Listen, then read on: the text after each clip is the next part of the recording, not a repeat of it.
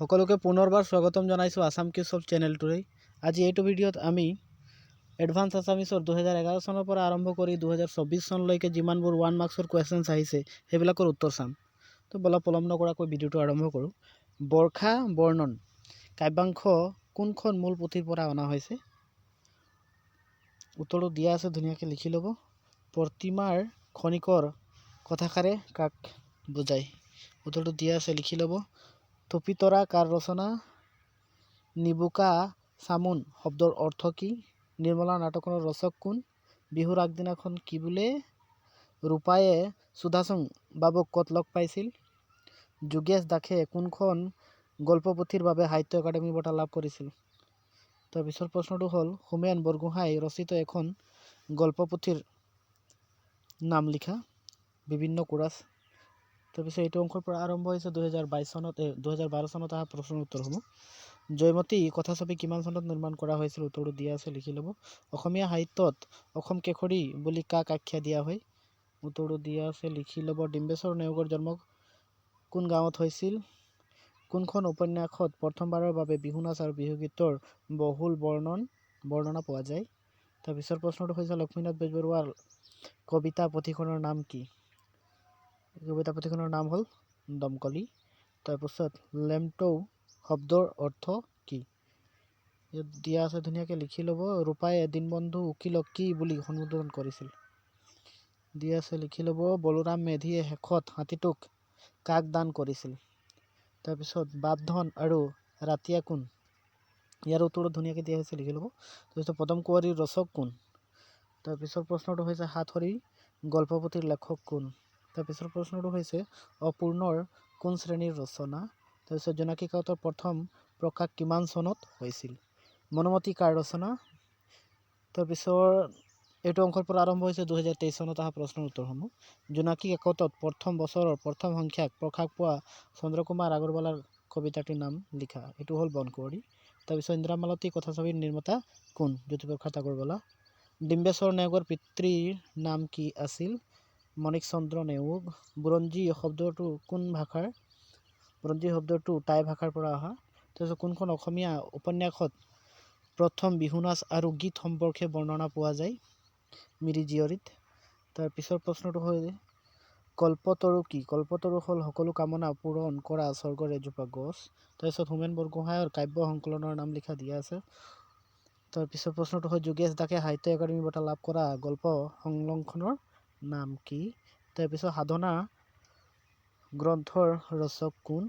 তাৰপিছত বাজিগৰ কোন শ্ৰেণীৰ গ্ৰন্থ? তাৰপিছত আহ্বান কাকতৰ প্ৰথম প্ৰকাশ কিমান চনত হৈছিল? তাৰপিছত এইটো অংশৰ পৰা আৰম্ভ হৈছে 2014 চনত অহা প্ৰশ্নসমূহ। ইন্দ্ৰধনুৰ কবি কাক কোৱা হয়? ডিম্বেশ্বৰ নেওগক। শ্ৰীমন্ত শংকৰদেৱৰ নাম প্ৰসংগামূলক গ্ৰন্থৰ এখনৰ নাম লিখা। কীৰ্তন ঘোষা। তাৰপিছত প্ৰশ্নটো হৈছে সাহিত্য একাডেমি বঁটা লাভ কৰা অমৃকাগিৰি ৰায়চৌধুৰীৰ কবিতা পুথিখনৰ নাম?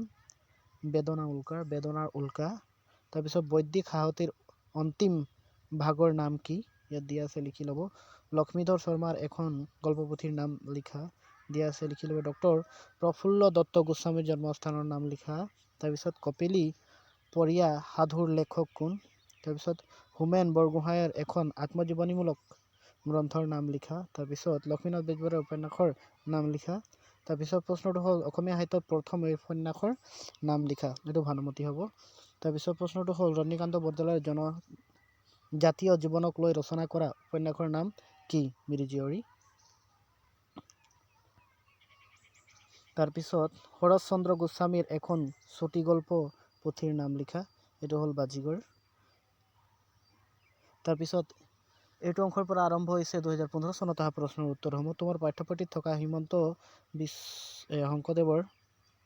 শ্ৰীমন্ত শংকৰদেৱৰ বৰ্ষা বৰ্ণন কবিতাটো ক'ৰ পৰা লোৱা হৈছে? উত্তৰটো ধুনীয়াকৈ ইয়াত দিয়া আছে, লিখি ল'ব। চন্দ্ৰকুমাৰ আগৰৱালাৰ দ্বাৰা ৰচিত প্ৰথম কবিতা পুথিখনৰ নাম প্ৰতিমা। তাৰপিছত প্ৰশ্নটো হ'ল অসমৰ সাহিত্য জগতত অমৃকাগিৰি ৰায়চৌধুৰীক কি বিশেষণেৰে জনা যায়? অসম কেশৰী নামেৰে জনা যায় বুলি কৈছে। তাৰপিছত বুৰঞ্জী কি ভাষাৰ শব্দ? টাই ভাষাৰ শব্দ। ধীশক্তি মানে কি? ধীশক্তি মানে বুদ্ধি বা মেধা ক্ষমতা। অসমৰ স্কট ৰূপে কাক কোৱা হয়? ৰজনীকান্ত বৰদলৈক। হোমেন বৰগোহাঁইদেৱে ৰচনা কৰা একমাত্ৰ কাব্য সংকলনখনৰ নাম কি? হৈমন্তী। তাৰপিছত যোগেশ দাসে ৰচনা কৰা এটা উপন্যাসৰ নাম ইয়াত দিয়া আছে, লিখি ল'ব। লাহৰী উপন্যাসৰ ৰচক কোন? দিয়া আছে, লিখি ল'ব। দব্যচন্দ্ৰ তালুকদাৰে ৰচনা কৰা এখন উপন্যাসৰ নাম লিখা, ইয়াত দিয়া আছে, লিখি ল'ব। তাৰপিছত বাজিকৰ নামৰ পুথিখনৰ ৰচক কোন? ইয়াত দিয়া আছে, লিখি ল'ব। তাৰপিছত দণ্ডিনাথ কলিতা মুখ্যত উপন্যাস নে গল্পকাৰ? ইয়াত দিয়া আছে, লিখি ল'ব। তাৰপিছত এইটো অংকৰ পৰা আৰম্ভ হৈছে 2016 চনত অহা প্ৰশ্নৰ উত্তৰসমূহ। ইয়াৰ প্ৰথম প্ৰশ্নটো হ'ল শ্ৰীমন্ত শংকৰদেৱৰ এখন কাব্যৰ নাম লিখা। হৰিশ্চন্দ্ৰ উপন্যাস। তাৰপিছত চন্দ্ৰকুমাৰ আগৰৱালাৰ এখন কবিতা পুথিৰ নাম লিখা। প্ৰতিমা। ডিম্বশ্বেৰ নেওগৰ পিতৃৰ নাম মাণিক চন্দ্ৰ নেওগ। লেমটো কি? ইয়াত দিয়া আছে, লিখি ল'ব। বুৰঞ্জী শব্দৰ অৰ্থ কি? ইয়াত দিয়া আছে, লিখি ল'ব। হুঁচৰি কি? দিয়া আছে। তাৰপিছত তিলক গোসাঁই কোন? সেইটোৰ উত্তৰ দিয়া হৈছে, ধুনীয়াকৈ লিখি ল'ব। বুৰঞ্জী শব্দটোৰ কোন ভাষাৰ? এইটো দিয়া হৈছে, লিখি ল'ব। তাৰপিছত হোমেন বৰগোহাঁই বিৰচিত একমাত্ৰ কাব্য সংকলনৰ নাম দিয়া আছে। কোনখন পুথিৰ বাবে যোগেশ দাসে সাহিত্য বঁটা লাভ কৰিছিল? দিয়া হৈছে, লিখি ল'ব। তাৰপিছত পদম কুঁৱৰী উপন্যাস ৰচক কোন? দিয়া হৈছে, লিখি ল'ব। শৰৎচন্দ্ৰ গোস্বামীৰ এখন চুটি গল্পৰ পুথিৰ নাম লিখা, দিয়া আছে, লিখি ল'ব। অপূৰ্ণ চুটি গল্প নে উপন্যাসৰ পুথি? উপন্যাস হ'ব। তাৰপিছত দন্দুৱা দ্ৰোহ উপন্যাসৰ ৰচক কোন? ৰজনীকান্ত বৰদলৈ। তাৰপিছত এইটো অংকৰ পৰা আৰম্ভ হৈছে 2017 চনত অহা প্ৰশ্নৰ উত্তৰসমূহ। মহাপুৰুষ শ্ৰীমন্ত শংকৰদেৱে ৰচনা কৰা শ্ৰেষ্ঠ গ্ৰন্থখনৰ নাম ইয়াত দিয়া আছে, লিখি ল'ব। জোনাকী কাকতখন কিমান খ্ৰীষ্টাব্দত প্ৰথম প্ৰকাশ পাইছিল? ইয়াত দিয়া হৈছে, লিখি ল'ব। তাৰপিছত জ্যোতিপ্ৰসাদ আগৰৱালাৰ জন্ম হোৱা ঠাইখনৰ নাম দিয়া আছে, লিখি ল'ব। ন্যায় দৰ্শনৰ প্ৰণেতা কোন? লিখি ল'ব, দিয়া আছে। বিহু নাচ আৰু গীত সম্পৰ্কে কোনখন অসমীয়া উপন্যাসত বৰ্ণনা আছে? লিখি ল'ব, ইয়াত দিয়া হৈছে। তাৰপিছৰ প্ৰশ্নটো হ'ল লক্ষ্মীনাথ বেজবৰুৱাই ৰচনা কৰা উপন্যাসৰ নাম কি? পদম কুঁৱৰী। হোমেন বৰগোহাঁই ৰচনা কৰা এটি গল্প সংকলনৰ নাম ইয়াত দিয়া হৈছে, লিখি ল'ব। দ্বিতীয় মহাসমৰৰ পটভূমিত ৰচনা কৰা যোগেশ দাসৰ উপন্যাসখনৰ নাম ডাৱৰ আৰু নাই বুলি। তাৰপিছত শৰৎচন্দ্ৰ গোস্বামীৰ এখন গল্পপুথিৰ নাম লিখা। পৰিদৰ্শন। নিৰ্মল ভকত উপন্যাসখন কোনে লিখিছিল? ৰজনীকান্ত বৰদলৈ। অপূৰ্ণ শিখৰ উপন্যাসৰ ৰচক কোন? দব্যচন্দ্ৰ তালুকদাৰ। অসমীয়া সাহিত্যত প্ৰথম উপন্যাস কোনে ৰচনা কৰে? ইয়াত দিয়া হৈছে, লিখি ল'ব। পদ্মনাথ গোহাঞিবৰুৱা। তাৰপিছত এইটো অংশৰ পৰা আৰম্ভ হৈছে 2018 চনত অহা প্ৰশ্নৰ উত্তৰসমূহ। শংকৰদেৱে ৰামায়ণৰ কোনটো কাণ্ডৰ পদ ভাঙনি কৰিছিল? উত্তৰাকাণ্ডৰ। তাৰপিছত অসমীয়া সাহিত্যৰ বুৰঞ্জী নামৰ গ্ৰন্থৰ লেখক কোন? ডিম্বেশ্বৰ নেওগ। জ্যোতিপ্ৰসাদৰ জন্ম কিমান চনত হৈছিল? 1930 চনত। লেমটো শব্দৰ অৰ্থটো দিয়া আছে, লিখি ল'ব। অসমীয়া জন সাহিত্য নামৰ গ্ৰন্থৰ ৰচক কোন? ইয়াত দিয়া হৈছে, লিখি ল'ব। লক্ষ্মীধৰ শৰ্মাৰ এখন গল্পপুথিৰ নাম দিয়া আছে, লিখি ল'ব। পৃথিৱীৰ অশোক কোন শ্ৰেণীৰ গ্ৰন্থ? দিয়া আছে, লিখি ল'ব। হোমেন বৰগোহাঁই কোনখন গ্ৰন্থৰ বাবে অসম প্ৰকাশন পৰিষদ বঁটা বা সাহিত্য একাডেমী বঁটাও লাভ কৰে? পিতা পুত্ৰ। তাৰপিছত পদম নাথ গোহাঞিবৰুৱাই ৰচনা কৰা এখন উপন্যাসৰ নাম ভানুমতী। তাৰপিছত এইবিলাক ৰানিং কুৱেশ্যনছ অলপ চাই ল'ব। মই স্ক্ৰল ডাউন কৰি গৈ আছোঁ, কাৰণ একফালৰ পৰা গাই গ'লে ভিডিঅ'টো বহুত দীঘল হৈ যায়, সেইকাৰণে শ্ল'লি মই স্ক্ৰল ডাউন কৰি গৈ আছোঁ। আপোনালোকে ভিডিঅ'টো পজ কৰি ল'ব আৰু এনচাৰসমূহ টুকি ল'ব।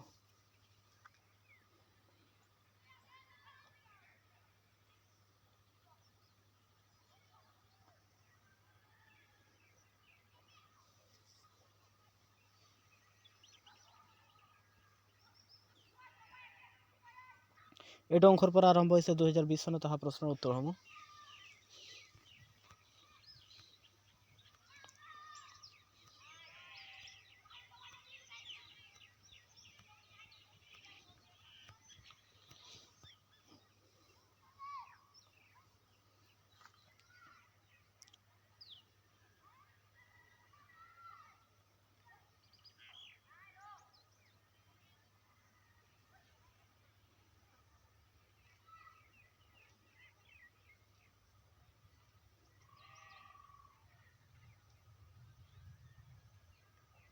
এইটো অংশৰ পৰা আৰম্ভ হৈছে 2024 চনত অহা প্ৰশ্নৰ উত্তৰসমূহ।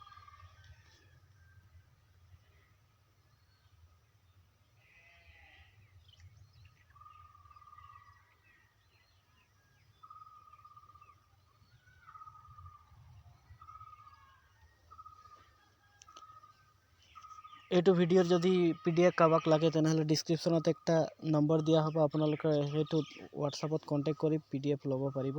ভিডিঅ'টো সম্পূৰ্ণ দেখাৰ বাবে ধন্যবাদ।